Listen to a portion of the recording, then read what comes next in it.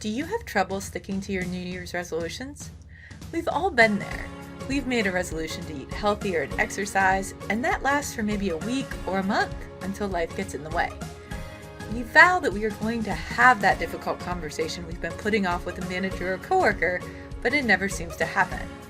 There's a lot of reasons for that, and in today's video and the next 4 videos, I'm going to talk to you about how to make your New Year's resolution stick.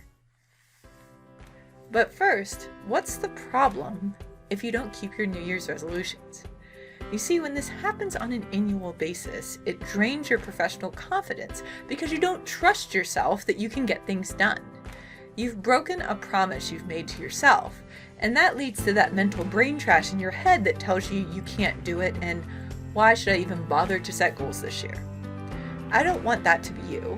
So today, I'm going to share 3 things you need to do before you think about setting goals so that you can be successful in both setting them and making them stick.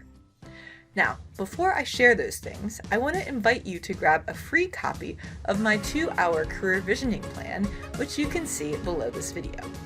These are the same strategies I use for my paid clients, so if you're struggling to figure out what is the next step for you in your career, grab this document right now. If you want your New Year's resolutions to stick, there are 3 things you need to do before you start setting any goals. Those things are clear out the clutter, create a no list, and do a self-care check-in. Let's take these one by one. First, clear out the clutter.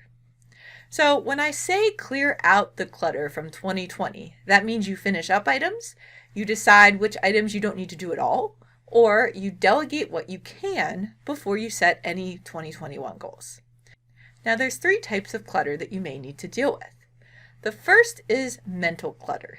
So that's the long list of to-dos you didn't finish up before the end of last year.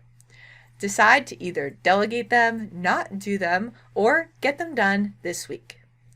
When you've got that revolving list of to-dos stuck in your head or even on paper, it doesn't leave space for you to think about, let alone achieve, the big things that are in store for you this year. Get that all cleared out first. Relational clutter is the second type that you've got to get rid of. There's a lot of junk in the virtual world. You've got email newsletters you don't need cluttering up your inbox. You've got someone you're friends with on Instagram or Facebook that's always posting negative stuff. Or you have that coworker who is constantly complaining. Unsubscribe, unfollow, and limit your interactions with those people. They are pulling you down, and when you allow them into your life in large doses, you are allowing more of that mental brain trash we talked about a moment ago to keep you stuck. The third type of clutter to ditch in 2021, well, this one's pretty obvious. It's physical clutter. Clean up that workspace, clear it out. Even if you're working from home on the kitchen table, get everything off the table except those things you need to actually work. So now that you've cleared out all the clutter, what's next? The second thing to do is eliminate other items you don't need to do using a no list. What you're going to do is make a list of the things you're going to say no to in 2021 so that you can show up and do the things that are highest on your priority list. So here's a quick example. Even before the pandemic, I was spending at least 3 hours a week physically going to the grocery store for grocery shopping. I stopped that and started having all of my groceries delivered instead. When I added up that time, if you assume an 8-hour work week, that's 19 and a half days that I can recover to focus on my biggest priorities. What could you do with that amount of time gained? Here's an example of my no list. Now, we've cleaned out the clutter. We've made our no list. What's next? So the third and final thing you need to do is check in with yourself on basic self-care. Now, this is not my area of expertise, and there's been a lot of times I've stumbled in this area. What I can tell you is that when I don't get enough sleep, water, movement, or when I eat crap, I feel terrible. It affects every aspect of my work and life.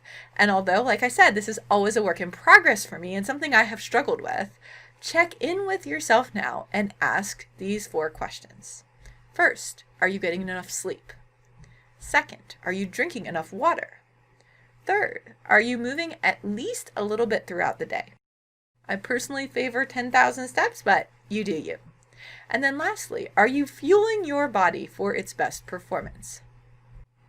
If you're struggling with these questions or in any of these areas, this is the first place to focus before you set down any of your 2021 career goals. You've eliminated the mental and relational clutter in the first 2 steps, so now you'll have a little bit of space to make sure your body is getting the rest, hydration, movement, and nutrition that you need for great performance. So, to recap, here are the 3 things you're going to do before you make any New Year's resolutions so that you can make them stick. First, clear out the 2020 clutter. Second, use the no list. And third, check in with yourself on basic self-care. Try these out and let me know in the comments below how they worked for you. I especially want to know what is on your no list. Before you go, don't forget to grab a free copy of my 2-hour career visioning plan via the link below. And if you enjoyed this video and want to learn more practical strategies, tips, and tools to find your voice, engineer a career on your terms, and make your mark on the world, make sure to subscribe to our channel.